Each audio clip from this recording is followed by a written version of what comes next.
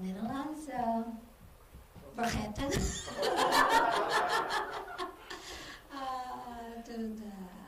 Ik moet Engels spreken. This is our chairwoman.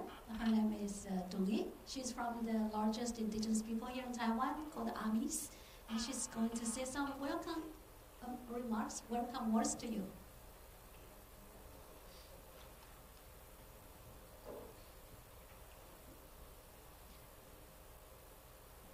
各位亲爱的来自荷兰的朋友们，大家好。Our dear friends from the Netherlands, welcome. Ngai ho. Ngai ho is hello in Amis language. Ngai ho. Ngai ho. 那 ho 的意思呢，要把我们的气息放在你的心灵里面。Ho means to put the breath of life in your heart. 我代表原文会欢迎在座的各位，你们的莅临。On behalf of the foundation, I welcome your visit and your presence here. 搭了很久的飞机 So your flight must be very long. 来到台湾，不知道你们感觉如何？ How do you feel about a trip in Taiwan so far?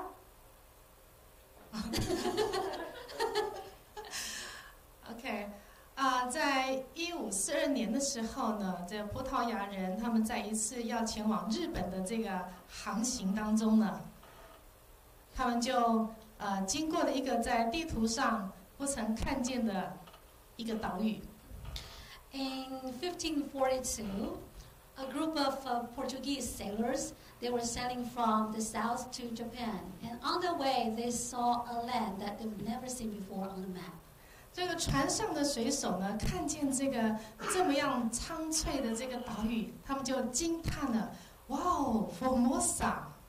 And seeing this green island, which they never saw before, they exclaimed, saying, "Wow, Formosa, beautiful island!" 这个岛屿呢，后来在我们的文献上面说，西方他们后来称台湾为 Formosa， 美丽的岛屿。So after that, the Western world and in the archives, Taiwan is referred as Formosa, the beautiful island. 但愿你们这一次的旅程来到台湾，你们真的能够一起来见证这样的一个说法。And I hope your visit so far has bring you to the acknowledgement of this saying, the beautiful island. 我要特别的感谢我们荷兰这个可爱的国家，你们培育了我们的执行长Yedda。I want to thank the Netherlands, especially Leiden, for giving education to my CEO. Arai. Arai means thank you in the Amis. 哦，他住在莱登，我以前念书的地方。哇哦，那特别谢谢您。And I thank you especially. Leiden is a beautiful town. 让我们的执行长他受了训练之后，可以成为我们原文会的帮助。Because of the education Yedda received there, she became a good help here in the foundation. 我们原文会呢，可以说是台湾原住民族人的耳朵跟眼睛。The foundation is the eye and the ear of indigenous peoples here. 透过电视、透过广播、透过平面媒体，还有我们各样的补助艺术的这样的一个事物推广，我们让原住民的缤纷的文化艺术、教育、语言可以被传承。The foundation has helped to popularize the indigenous cultures, beautiful indigenous cultures through TV, radio, and also publication. 台湾是一个非常小的国家。Taiwan is a very small island. 但是我们却有非常多元的族群共同生活在这个岛屿上。But this is such a multi-ethnic countries. There are many indigenous peoples and many different ethnic groups living here. 这一块土地的主人，台湾原住民族人是非常好客、非常热情的族群。As the owners of the island, original inhabitants, indigenous peoples are very hospitable. 所以呢，在这个时候，我们要用一首歌来表示我们的欢迎。And to show our welcome to you, we want to sing a song. 后面的我们没有预备，可是我们现在要即兴来唱哦。后面的一起唱 ，Our colleagues, please join us together. 好呀，好。yan, ho hai ya, ho hai yan. Hiya ho hai yan, ho yi ye yo yan, ho yi ye yo yan hai yan. Ho hai ye yan, ho hai ya, ho hai yan. Hiya ho hai yan, ho yi ye yo yan, ho yi ye yo yan, ho yan. 这是我们的祝福跟礼物，献上给你们。 This is our gift for you. Thank you very much. 谢谢董事长。 If they hire people at the foundation, it's apparently a requirement that they have to be able to sing beautifully. 他说：“是不是那个原文会的一级主管一定都要会唱歌？”这个是我在任的时候我的要求。 This is her requirement during her term. She's a soprano. She was trained in Japan. Wow. 你 feedback?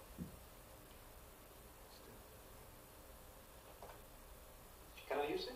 Yeah. So, well, thanks very much for receiving us here.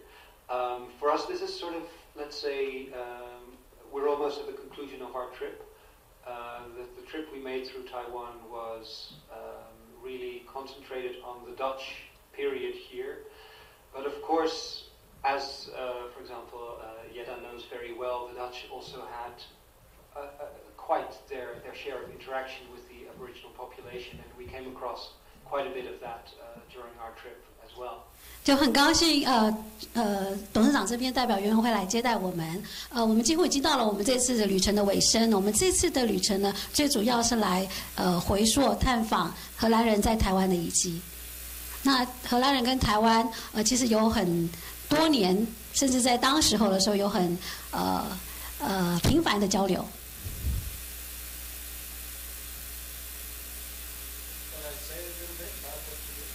Yeah, please. So, for example, one of the things we did during our trip was go to the area around Tainan, which was, of course, where the Dutch first, they had their castle there, and of course their first interactions with the Aboriginal population took place around that area. And we were impressed, for example, with the way, how shall I put it? Of course, this is where I guess you could say Aboriginal culture has also, been in contact with the outside world the longest, but has also suffered from it quite a bit. So we were impressed with people there, for example, trying to keep the people, the traditions, etc., alive, or where they had disappeared, sort of bring them back to life in a way. 我们的第一站就是到了那个台南的那个义载金城跟那个热兰遮城那个地方，那是荷兰人到台湾的第一个据点。那我们在那边其实看到了一个很令人惊讶的现象，就是其实台湾的原住民就是因为这样子的跟外地的遭逢，就是长期以来都有承受一些文化上面的打压。那结果现在21世纪，我们还看到平埔族在努力的恢复他们的文化，这是一件让人非常惊喜的事情。Thank you. Thank you. So, on behalf of the foundation, and also, I want to share some information with you before we go on a tour. I want to tell you a little bit about the indigenous peoples here. Perhaps during your trip, you have learned quite a bit. This is just a summary. And also some important institutions that help indigenous people to survive through the colonization period, still until now. So, I really hope that, do you know my professor, Professor Leonard Bruce? Please do not tell him that I cannot speak my Dutch anymore. Okay, so welcome. Our chairwoman has sung this beautiful song to you. This is really the best welcome that we can have. We like to sing and dance and enjoy with our guests and friends.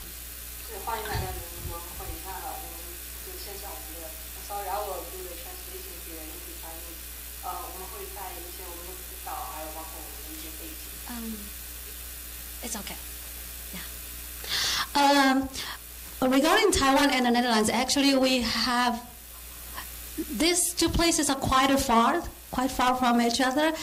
As far as I remember, it takes about 40 hours to fly, okay, including the transfer in Bangkok. Did you do that? Oh, you took the direct fly. The Koninklijk airline? KLM, yes. Well, it's like 14 or 12 hours, 13 hours. And these two pieces of country land actually are similar to each other quite a bit. For example, the size of our country. Yours, the Netherlands, is a little bit bigger than us. We are like 36万平方公里，36,000平方公里，36,000 square kilometers, and probably you are 43, 42, as far as I can remember. And also the population, you are 16, 17 already. 17, yeah, we are 23, so you're smaller and bigger. And you do also have a small minority in the north, in Friesland. I went there, and they speak Frisian languages. There they have this bilingual policy, actually trilingual policy, Dutch, English, and Frisian there. And here we also have minorities, which I will explain to you. So even though these two pieces of land are very far from each other, we do share quite a bit similarities. And I think there is one reason why history brought us together. Well, except for gold.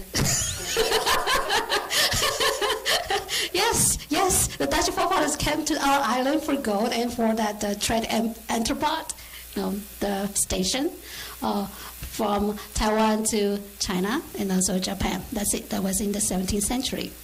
So in terms of history, Taiwan has been called a laboratory of colonialism. As you can see, according to archaeology, we've been here actually about 4,000 years ago. 6, 5, there are statistics like this. And then in the 17th century, the Dutch came here. Of course, before that, there was a small group of merchants from Japan, China. They came here to trade, to do business. But the Dutch and the Spanish were bigger and more organized in that period. The Dutch were in the south and the Spanish were in the north. Did you have the time to visit that San Diego? You went there?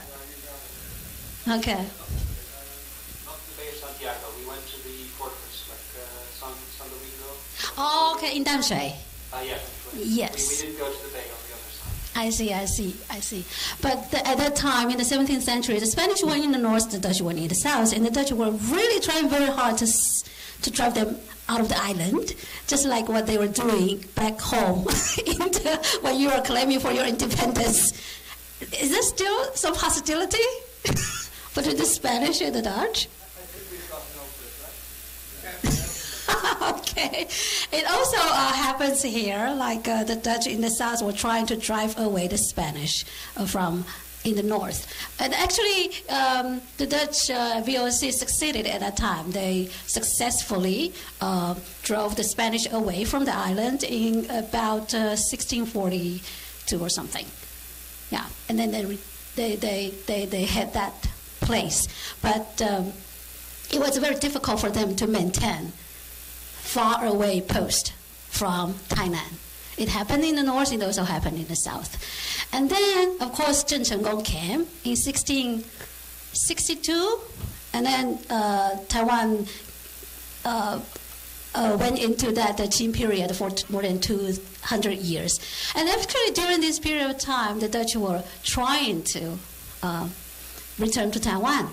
There was this attempt from 1664 to 1668.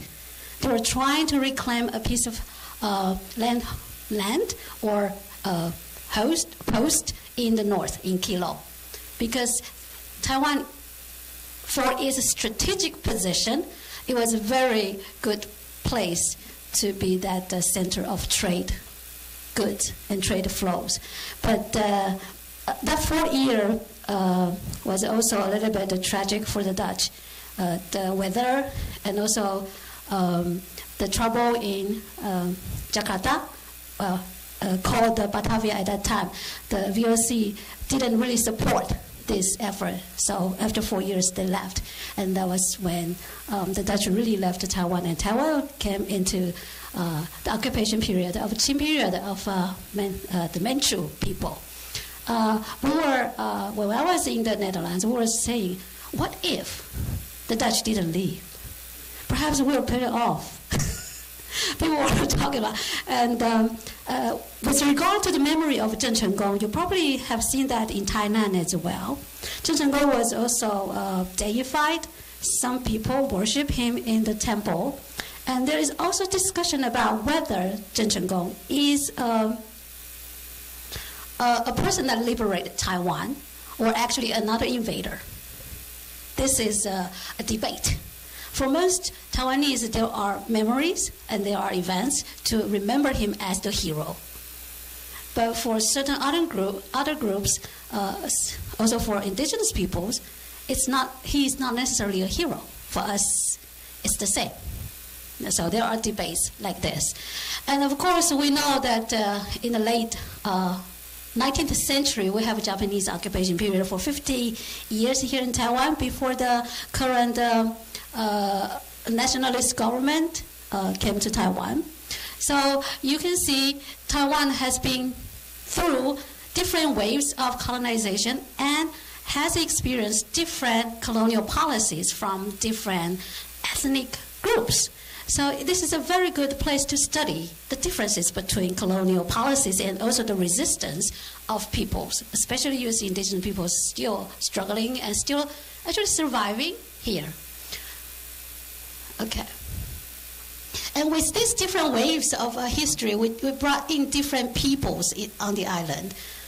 Before, this is an island of South Austronesian-speaking peoples, us, indigenous peoples. And then since the 17th century to the 18th and 19th, we have Hakka Taiwanese and also Hokkolo Taiwanese and Hakka. Have you had the chance to meet Hakka? Do you know Hakka is the third, I think, the second largest group.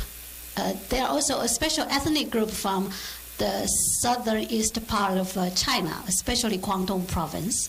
They have their own language as well. There are also like several million strong people located globally. And then, of course, the largest population is Hokkolo Taiwanese. And of course, during the Japanese occupation, we have a Japanese living here. But when they retreated, they left the island. Of course, left also some descendants here. So this island is, for this reason, a place of diverse ethnic groups and also cultures, of course. And this is currently the statistic for population demography figures. So we can see that indigenous people is actually like 2% of the entire island. It's very small. The Frisian population, as I remember, is above 10, isn't it? Frisian? Yeah. They are quite strong in the north. Yeah. Okay. And this is the population distribution. The red refers to the places where you find most indigenous peoples. The brown, Hakka. The brown is Hokkolo Taiwanese, and the blue, Hakka, and the light green refers to mainlanders that came after Second World War. If we want to look at the social and economic status of these different peoples, mainlanders, they actually hold the most powerful position, that they are the richest.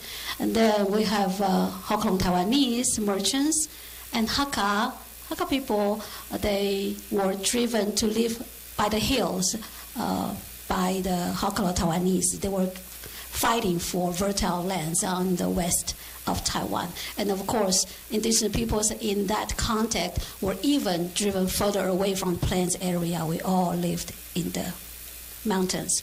And this is the current government-recognized indigenous peoples. There are 16 of us. Why do we have this government recognition? if you ask, I will share. But I don't, let's not go into that now. And the largest group is Amis. Our chairwoman is from Amis. I'm from Taiwan, the third largest.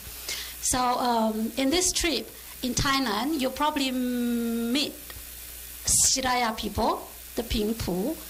And where else did you go? You went to Taitung. You met Rukai. Rukai, in terms of population, is in the 5th place. And who else did you meet? In Taitung as well, yes. Taitung is actually a place where you can find at least 6 indigenous groups of people. Rukai, Paiwan, Puyuma, Amis.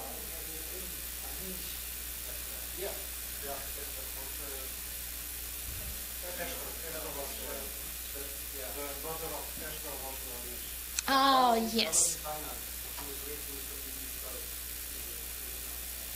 Yes. Well, the Amis people, as we know, culturally are the people of the plains. They actually move quite a bit in Taiwan. You can find Amis everywhere.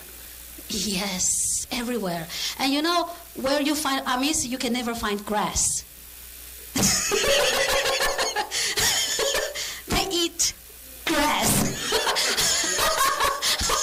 Vegetables, my chairwoman said, vegetables, we just know how to tell edible vegetables everywhere that we go.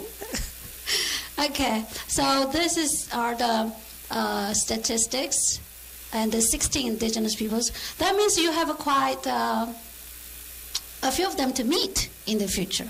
I'm by one. My chairwoman is Amis. 我们还有没有别组？不弄。Miriam, she's Bunung. She's not typical Bunung. She's too beautiful. I'm sorry.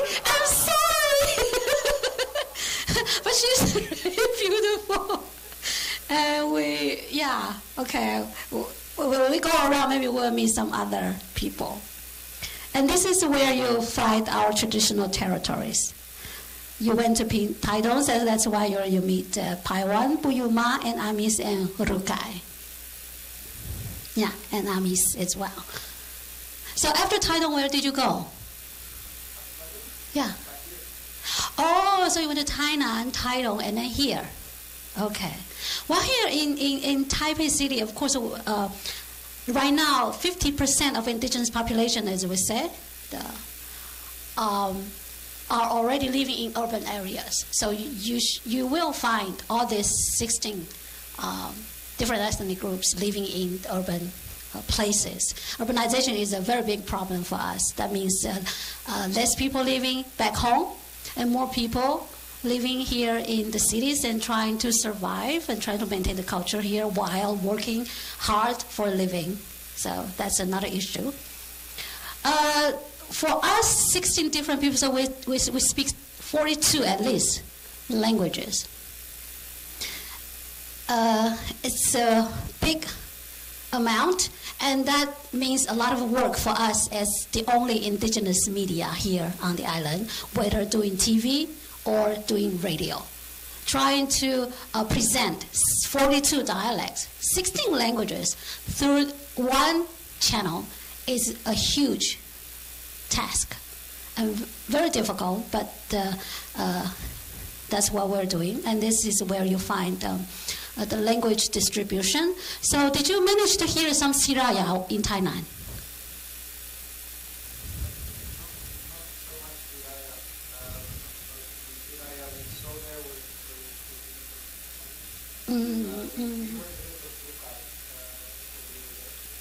Oh, okay.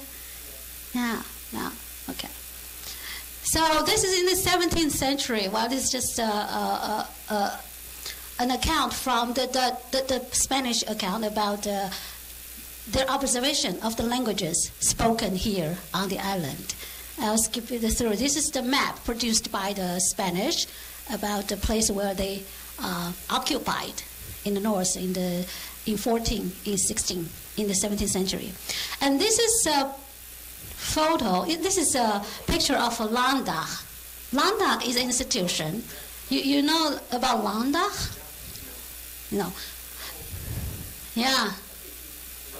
Yeah, this is an institution that was developed by the Dutch when they were here in Ireland, because they have this policy of having this occasion to meet indigenous chiefs. And also through this occasion, they confer authorities through giving the gifts like a can or other gifts, conferring the symbol of power through this landdag. And usually in history, we say the Dutch never went or rarely went far beyond the southwest part of Taiwan. Their influence was really limited to that area. But actually, if you really look at the history of landdag, they have landdag in 4 regions of Taiwan. They have landdag first in the south, in Tainan, and then they have a landdag in the east, in the north, and also in the center. So at that time, actually, through landdag, they managed to meet quite a few leaders from the villages, and also managed to use these leaders to control or to trade or to do business with the indigenous people. So the influence actually, I think, in my point of view, went far beyond the Tainan plans. Yeah. So this is a very interesting institute. And what I find amazing here is when they have this landdag meeting, they actually have the Dutch language translated into a number of indigenous languages. They have translators, interpreters. Here, the Dutch governor were giving an address in Dutch in the Netherlands, and then there were interpreters of the southern dialects, interpreters of the Siraya dialect. So you can see at that time, the indigenous peoples and the Dutch, even though I wrote this as my BA thesis, it's like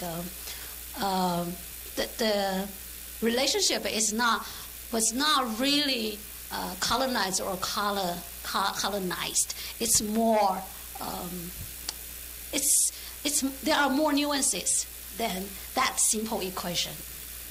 And it happened, you can find different types of relationship between the Dutch and indigenous peoples in different parts of Taiwan because of the number of Dutch people there, because of the cultures of the ethnic groups in the area, and also because of geography and also the products that they can have to provide the Dutch people. So that was quite a very interesting part of history here for us, because I believe by studying this part of history, we know our ancestors, how they behaved when they first really have this systematic and organized encounter with other people, and how they try to manipulate all these occasions for their own needs, for their own gains.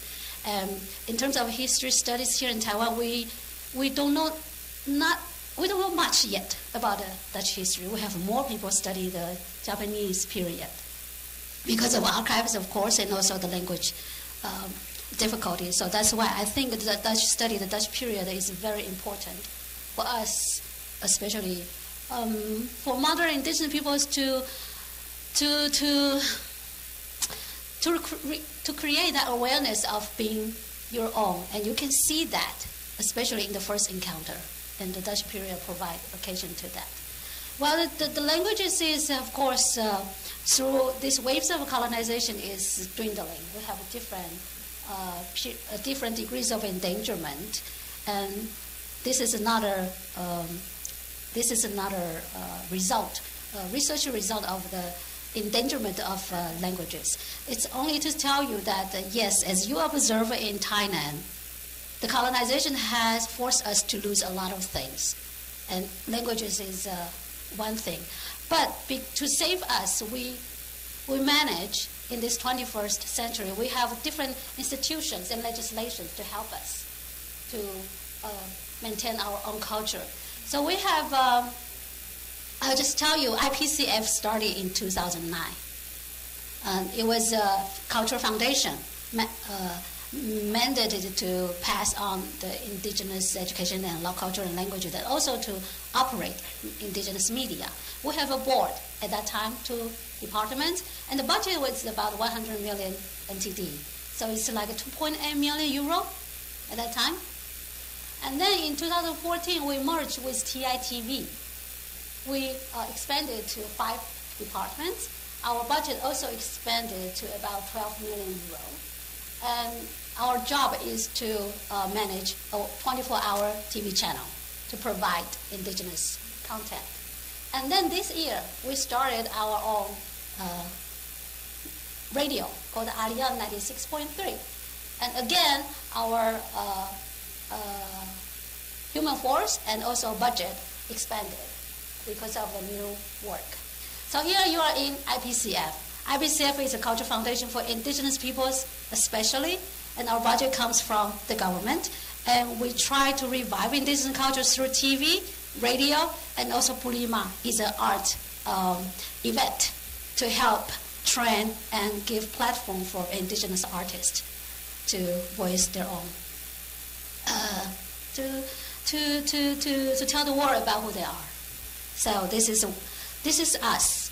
And our future prospects, actually we of course we're trying to do our best here, trying to provide the best indigenous content, in TV content, radio content, to tell the world about us. So we have signed MOU, Memorandum of Understanding with Maori TV, and we are also trying to do that with the Indigenous TV network in Canada, also in Australia. We're trying to expand our influence outside Taiwan to the globe. So, this is my general introduction of Taiwan and also the foundation. Any questions? No? I have a question. Particularly, I was curious about the art event you do. What was it called? Pulima? Yes. How should I imagine that? How does that work? Pulima is a biannual event. It happens every other year, and in this Pulima we have a award, Pulima Award. So artists, they can submit their pieces of work, like in terms of dance, performing art, and song, and also artifacts like sculpture. They can submit their work for this award, and then we will select the winners, and we will have a festival for about several days, where we have forums, awarding ceremony, and also exhibition of the artwork that are selected during this Pulima. And Pulima is a by one word. Lima is actually cognate in Austronesian languages. When we meet people from Indonesia, from other Pacific islands, Lima means hand and 5. And Pulima, pu, this prefix means to have hand, not to have 5 million euro. To have hand means to be skillful. So Pulima is a very appropriate word for this art festival, for skillful artists. Or anyone would like to share your thoughts about your trip so far?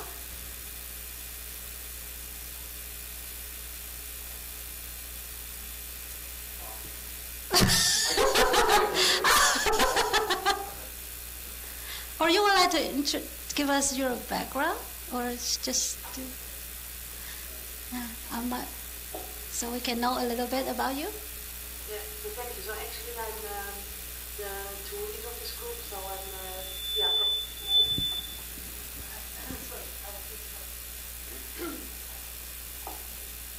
maybe just yeah. I'm from this group, and yeah, on behalf of the organization, I will really thank you that we can be here, and yeah, we have the same thing in the country. So yeah, from my perspective, this is just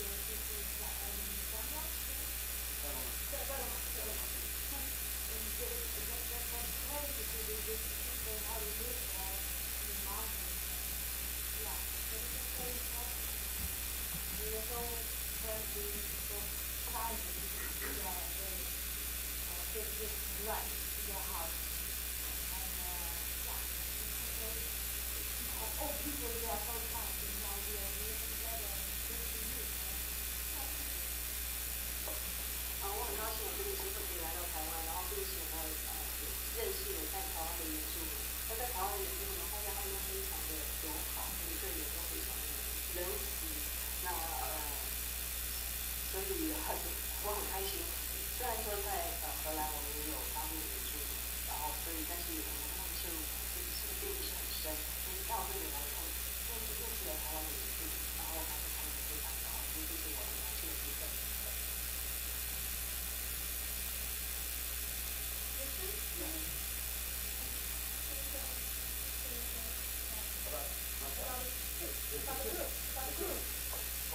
Well,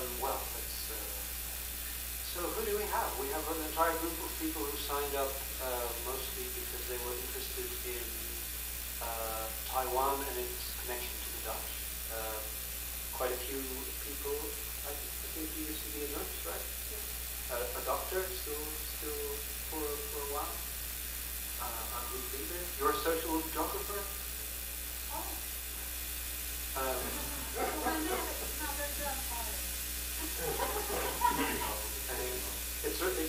It does what it needs to do, right? Yeah, yeah. And also a website that you might know from back in Leiden, he runs the VOC site, so the database tracking all the ships. Do you know how much time it takes to travel from the Netherlands to Taiwan by train? From the Netherlands.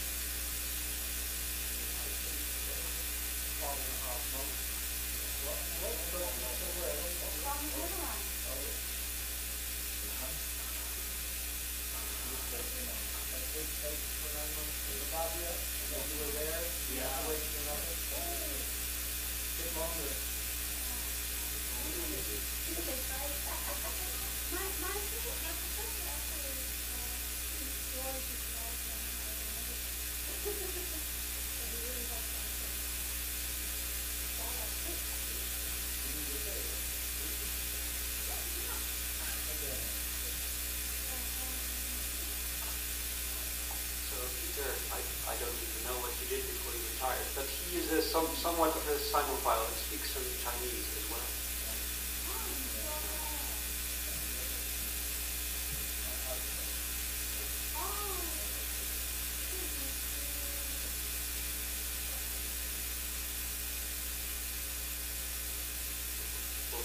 Also retired. What did you do before you were retired? I don't even know.